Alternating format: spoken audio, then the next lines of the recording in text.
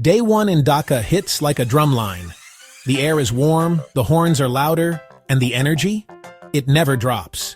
I step out, and instantly I'm in a river of rickshaws, colors, and chai stalls.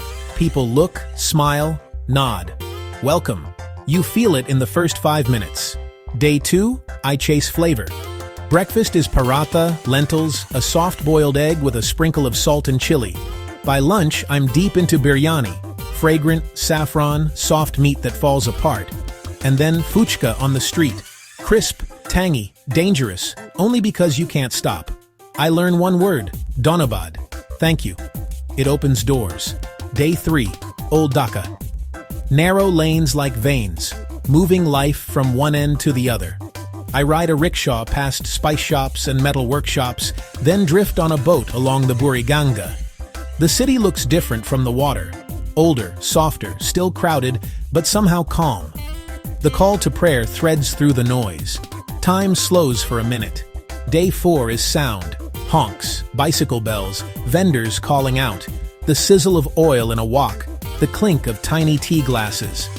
At a tea stall, I sit shoulder to shoulder with strangers who become friends over milk tea that tastes like caramel.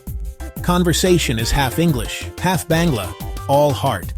Day 5, I meet the hustle behind the headlines. Co-working spaces buzzing with startups.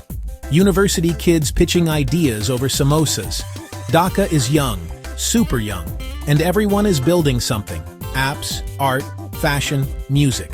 I see murals under flyovers, hear hip-hop in Bangla, and realize creativity doesn't need quiet. It needs purpose. Day 6, I go green. Dhaka's parks are a blessing. Small pockets of breath where families picnic and couples sit close. I wander to Lalba Fort at golden hour and watch the city glow. Later, rain hits. Torrential, dramatic, quick. And the streets become mirrors. People laugh and carry on. The city doesn't stop, it adapts. Day 7 is gratitude. I slow down. I revisit the first tea stall. The vendor remembers my face and my order. I buy sweets, rosogola for the road, and a book of Bangla poems I can't read yet. I cross one last chaotic street with locals as my shield, wave at a rickshaw puller who winks back, and I realize something simple. Dhaka isn't an idea you watch, it's a rhythm you join.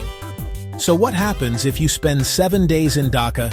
You eat better than you planned, you sweat more than you wanted, you learn to move with the crowd, to bargain with a smile, to carry cash and curiosity.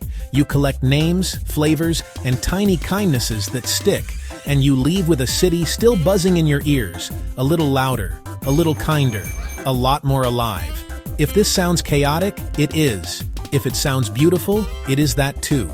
Come ready, stay open, and let the week reshape your idea of what a city can be.